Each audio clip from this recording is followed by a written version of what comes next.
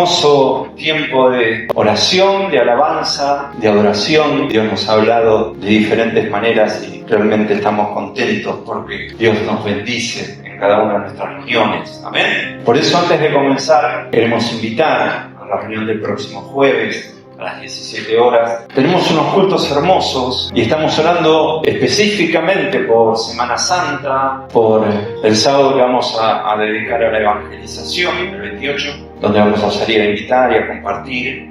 Y por los cultos de Semana Santa, jueves, reunión a las 17 horas, viernes, a la noche, vigilia, domingo, 10 de la mañana, culto de resurrección. Así que agendemos estas fechas. Pero es importante, hermanos, que estemos congregados, no solo en estos tiempos donde viene Semana Santa, donde hay reuniones especiales, sino que cada día busquemos al Señor en la comunión de la iglesia. El pastor bien decía y hablaba de que cada uno somos seres individuales, pero el Señor nos creó como pueblo. Y una de las cosas que Jesús enfrentó de los líderes religiosos de su época era todo lo contrario a lo que él venía a predicar, a enseñar, a compartir, y no solo a enseñar, a compartir, sino a hacer, ser y a hacer. O sea, la iglesia no es solo palabras, sino son hechos, somos hechos. No es solo lo que somos individualmente, sino lo que hacemos colectivamente y también individualmente. Por eso le damos gracias a Dios por esta mañana. Y pensando en lo que el Señor nos ha hablado en todo este tiempo maravilloso de reflexión, a través del pastor, de cada palabra, de cada enseñanza, de lo que el Señor nos hablaba el domingo pasado. Una de las palabras que Dios habló en todo este tiempo de mis vacaciones y hasta hoy, gracias a Dios, siempre que buscamos Dios tiene palabra. Es una palabra que se repitió varias veces, los jueves la pastora la repitió muchas veces. Y cuando comencé a trabajar esa palabra, me surgió la necesidad de buscar un texto bíblico, algo que acompañe esa reflexión, y de señalar que realmente una de las diferentes formas que tenemos de manifestar el amor de Dios, ¿sí? de compartir el amor de Dios, de mostrar el amor de Dios en nuestra vida, una de las tantas formas, hermano, es el respeto. El respeto. No es una palabra muy espiritual, muchas veces ni la tenemos en cuenta, pero tenemos que entender y creer que una de las maneras de manifestar el amor de Dios, porque la Biblia dice que si amamos a Dios, ¿a quién tenemos que amar? Es tratar a esa persona con respeto. Respetar a la persona, respetar a aquel que comparte con nosotros, respetar a nuestros vecinos, respetar a los que piensan diferente. Y tenemos que reconocer, y en general hablo, no en particular, que como iglesia le hemos faltado mucho el respeto a la persona. En algún momento los enemigos de la iglesia, de nuestra iglesia, la iglesia evangélica, ¿quién eran? Los católicos. Y muchas de nuestras predicaciones, insisto, en general hablo, no en particular, muchas de nuestras predicaciones están enfocadas en contra de la idolatría, en contra de esto, en contra de... Ni hablar de decir que eran nuestros hermanos. Cuando nosotros llegamos con mi esposa a esta congregación hace más de 40 años, una persona que quiero mucho, mi familiar, me dijo: no vayas a esa iglesia porque practican el ecumenismo. Y yo, que no sabía qué era el ecumenismo, dije: son satanistas. Y justo en esa semana venía a predicar el presidente de la institución, el obispo Bacaro, en ese momento, y no escuches a ese hombre que anda por locuras. Obviamente después hablando con el pastor y conociendo algunas cosas y entendiendo lo que la palabra dice: amar a tu prójimo, independientemente de que sea católico, que sea ateo, que sea quien sea.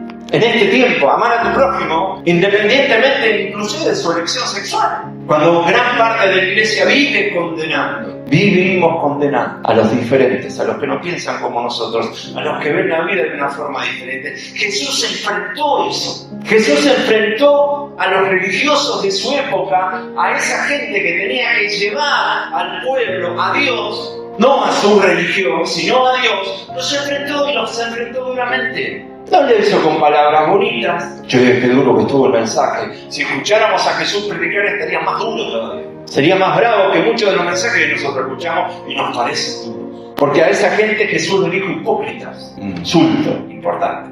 Sepulcros blanqueados. Me salió. Sepulcros blanqueados. Generación de víboras, le decía Juan.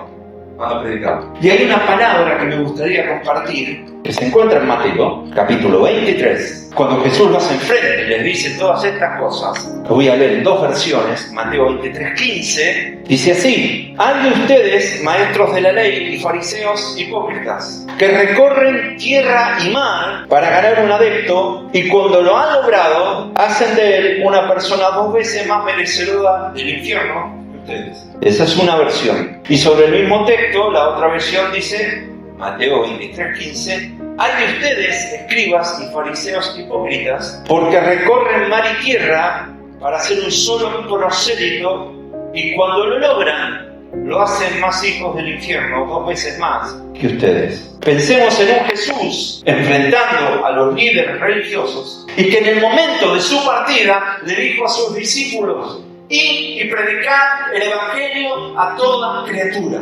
Un mensaje, una enseñanza, una dirección totalmente contraria a la que tenían los que supuestamente tenían que guiar al pueblo a Dios. Vayan y prediquen el Evangelio a toda criatura. El mandamiento que Jesús le dejó, la obra, la tarea, el ministerio que Jesús le dejó a sus primeros discípulos, y hoy a nosotros, como iglesia, ir y predicar el Evangelio. No ir y predicar religión. No ir y predicar nuestras convicciones. No ir y predicar el Evangelio. ¿Y qué es el Evangelio? Sencillamente una buena noticia. Una buena noticia.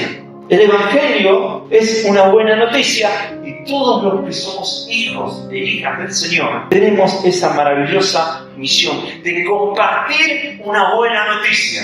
Amén. De compartir una buena noticia. Se ve que hoy la luz estuvo en contra de muchos de nosotros porque me levanté a la mañana, iba a preparar el mate, pava eléctrica, no había luz. Tenía que planchar la ropa, y no es imposible. Tenía que imprimir los coros para darle a los chicos para que tengamos el orden. Ya sé, porque no lo hiciste anoche. Eso es otro tema que después me dijo mi esposa. Bien, se acercó eso anoche, que yo iba a hacer el vino y me se iba a cortar el novio a la media. Y esperando hasta que en un momento, vino la luz. Y ahí hacer todas las apuradas.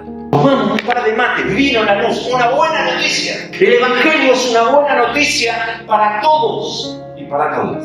El Evangelio tiene que ser en nuestra boca una buena noticia, no decirle a la gente lo que no tiene que hacer, sino que todos nos acerquemos a ese papá que está buscando a sus hijos para que regresen a casa. Y la casa no es el templo, la casa es su presencia. Como decía el pastor, estamos involucrados en la tarea de poder arreglar algunas cuestiones edilicias del templo, goteras, después pintura, tenemos que hacer una lista de prioridades, porque queremos, sí, que la gente venga y venir todos y sentirnos cómodos, conseguir un grupo electrógeno para que no tengamos problemas cuando se corta la luz. Diferentes cosas que queremos hacer, gracias a Dios por los recursos que la iglesia misma da. Pero hermano, nuestra prioridad son las personas. No dice amén. Porque los religiosos se ocupaban del templo, querían tener hermosos templos, y hoy pasa lo mismo, y cuanto más grande y más lujoso el templo, querían manifestar que había más poder, más unción, más gracia. Jesús reprendió esta acción de los fariseos y de los saduceos, de los maestros de la ley, que lo único que querían era llenar su religión de adeptos. No le importaba si las personas cambiaban, si no cambiaban, si se acercaban o no a Dios. Lo importante, ellos querían tener gente afiliada a su religión. Por eso hablo de la falta de respeto. ¿Cuánto? Y preparándonos para la evangelización, algo que gracias a Dios en toda la historia de la iglesia, de esta iglesia, se ha hecho siempre y se va a seguir haciendo. Preparándonos para la Semana Santa. ¿Quién es el que convoca? ¿Quién es el que nos está llamando? ¿De quién estamos predicando? Preguntas que surgían pensando en esto. ¿De qué estamos predicando? ¿De quién estamos predicando? ¿Cuál es nuestra motivación para predicar la palabra? ¿Quién es el centro de nuestra motivación? Recuerdo cuando era joven, adolescente, e íbamos a evangelizar en una iglesia donde yo me congregaba de chico. Lo que llevábamos no era un tratado que hablaba de Jesús, sino le contábamos todas las actividades que teníamos en la iglesia. A los jóvenes, mirá, los viernes nos reunimos, tenemos reunión de jóvenes, los sábados también tenemos reunión de jóvenes, después comemos unas pizzas en el fondo y después jugamos al vóley hasta las 3 de la mañana, o el juego que ustedes quieran. Los domingos a la mañana tenemos escuela bíblica, tal día fecha y tal hora vamos a salir a pasear a algún lado. Entonces, los jóvenes que venían a esas actividades, pero ¿cuántos se acercaban realmente al Señor? ¿Cuál era nuestro gancho, por decirlo de alguna manera? Nuestro mensaje. El apóstol Pablo dijo, no me avergüenzo del Evangelio, no me avergüenzo de la buena noticia, porque es poder de Dios. Es poder de Dios, como esa hermana que contaba el pastor, que hablaba en lengua con mucho respeto, en voz bajita, pero Dios lo usó para que alguien recibiera algo de parte de Dios sin hacer tanto alarde. Jesús reprendió eso que los religiosos, los maestros de la ley, los fariseos hacían, y usó una exageración. Dice, recorren todo el país para hacer un prosélito y después lo traen y lo hacen más del diablo que yo. ¿Por qué? Porque enseñaban sus convicciones, enseñaban todo lo contrario a lo que era el mensaje que Dios mandó a través de Jesucristo. ¿Para qué querían tener más gente? ¿Para qué querían ser más? Y la buena noticia que tenemos en esta mañana, y mientras estábamos cantando yo pensaba, nos vamos a sacar un peso encima, hermano. No somos un número para Dios. No somos un número para Dios. Ya cuando nacemos somos un número. No me lo comenten. Cuando vas a algún lugar te dan un numerito y tenés que esperar. ¿Qué número sos? El 45. Después viene o el QI, o el QI, o el número de CDU, o el número de teléfono, o el número de afiliación a un sindicato, o el número de carnet PAMI. Ahora, somos un número para el mundo, para la administración, para la economía del mundo. Somos un número para muchos gobiernos. Somos estadística para muchos gobiernos.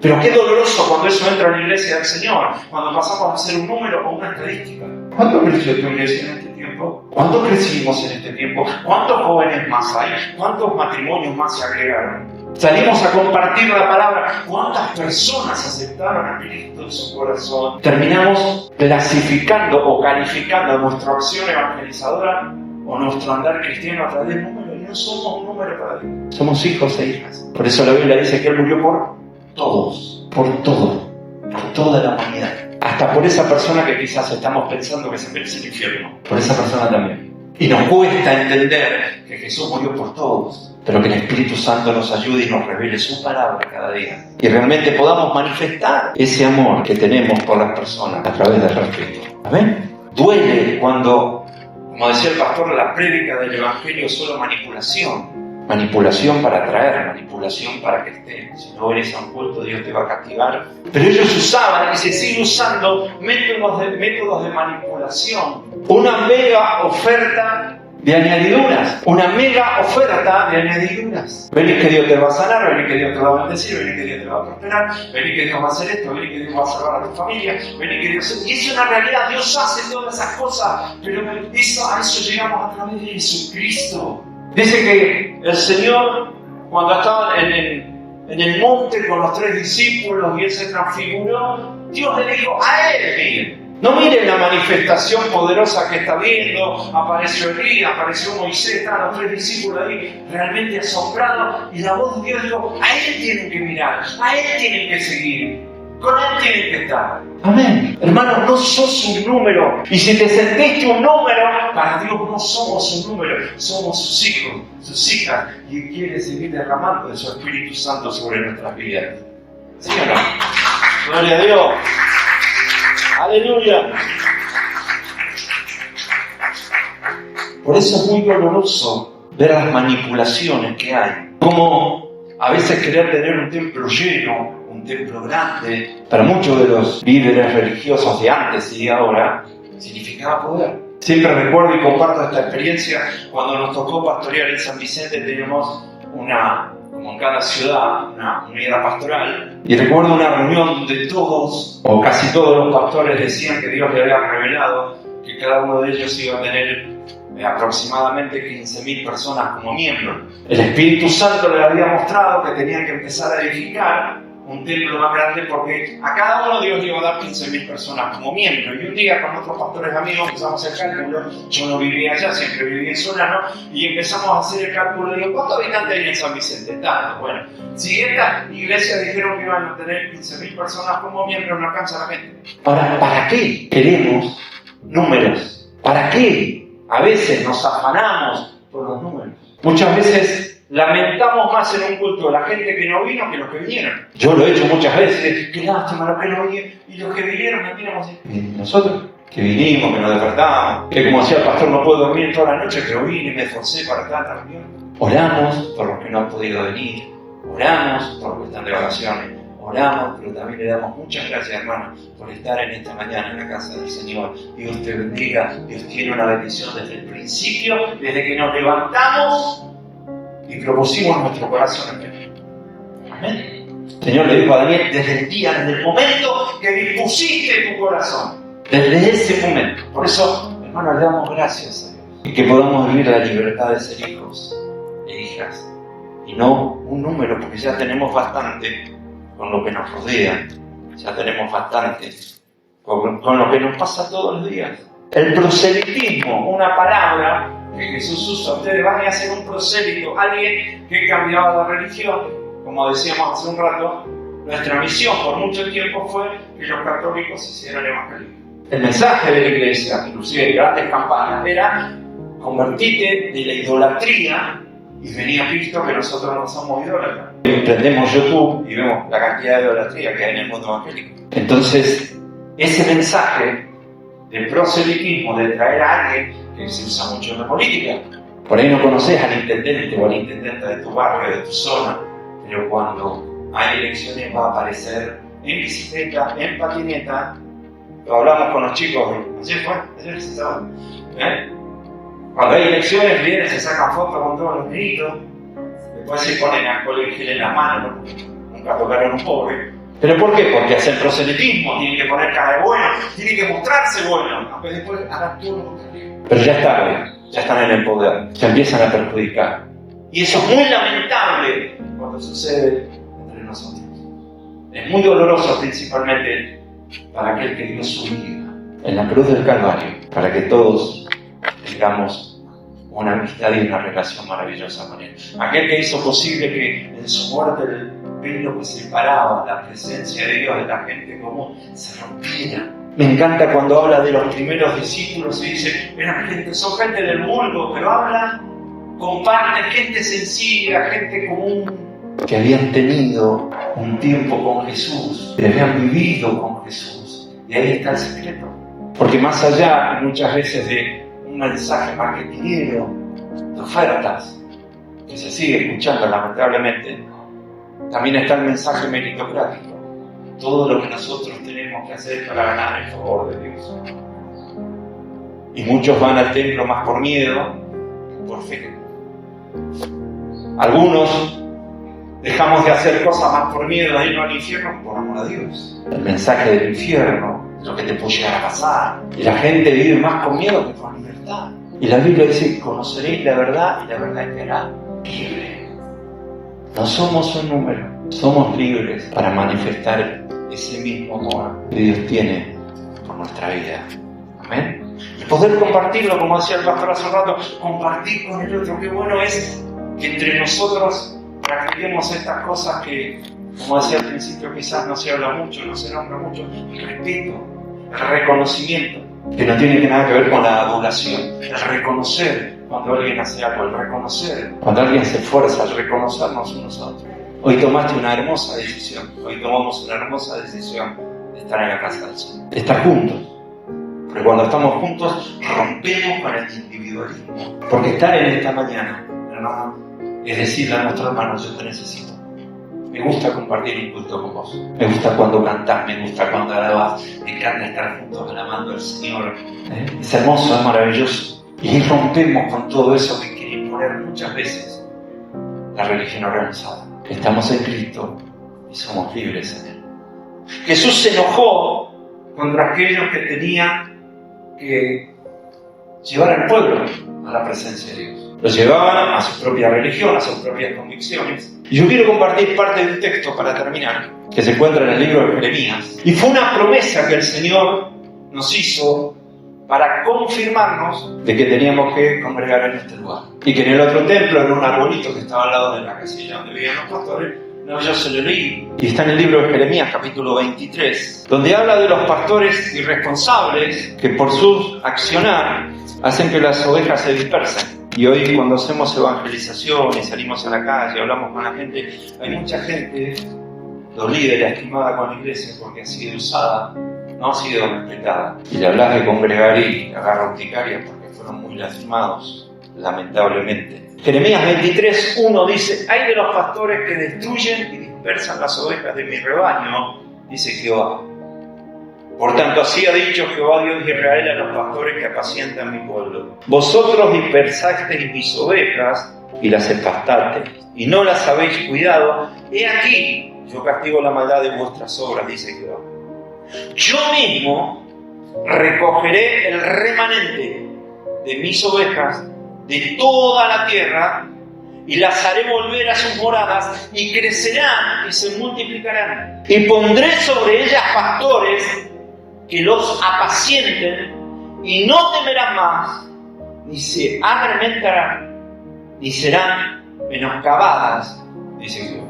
Y yo pondré, dice el Señor, yo recogeré a esas ovejas y pondré pastores sobre ellas que las apacienten. Pondré pastores sobre ellas que las cuiden, que les enseñen, que las corrijan también. Porque a veces necesitamos, ¿no? Un tironcito ahí. Pondré pastores, dice el Señor.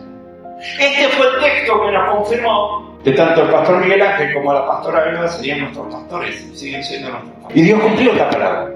Y aquí hay algo maravilloso que dice: y crecerán y se multiplicarán. Hay una gran diferencia entre el crecimiento de una iglesia y la multiplicación de una iglesia a través de artilugios o artimañas del hombre, a cuando Dios lo hace. Porque también lo que duele es la apatía y el individualismo de que no me importe que haya sillas vacías. Eso también duele. Duele el no salir y compartir, no solo cuando hay un evento o una reunión especial, sino todos los días poder hablar con alguien, compartir la palabra del Señor. Nosotros no predicamos el Evangelio para que se llene el templo, sino para que el reino del cielo se llene de familias. Pero Dios prometió en su palabra que íbamos a crecer y nos íbamos a multiplicar.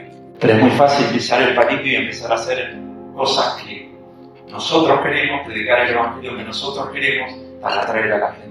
Diferente es cuando Dios trae, por cuando Dios trae. Y esa persona está arraigada en su palabra y echa raíces. Donde Dios la puso, hermano, permanece. Permanece. Salmo 1: será como algo plantado junto a las corrientes de las aguas.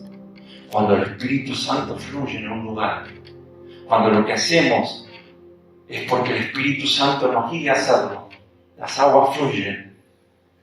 Y realmente echamos raíces profundas en la palabra y en la verdad de Dios. Amén. Que el Señor nos ayude a seguir compartiendo la buena noticia para todos y cada uno de nosotros. Que el Señor nos ayude a poder seguir orando por las familias. No solo las que conocemos, sino aún las que no conocemos, para que Dios ponga su mano. Que el Señor nos ayude, hermano, a seguir predicando, insisto, la buena noticia. De que no somos un número, somos hijos e hijas del Señor. Y que es bueno habitar los hermanos juntos en armonía, porque ahí el Señor envía bendición y es eterna. Cerramos nuestros ojos.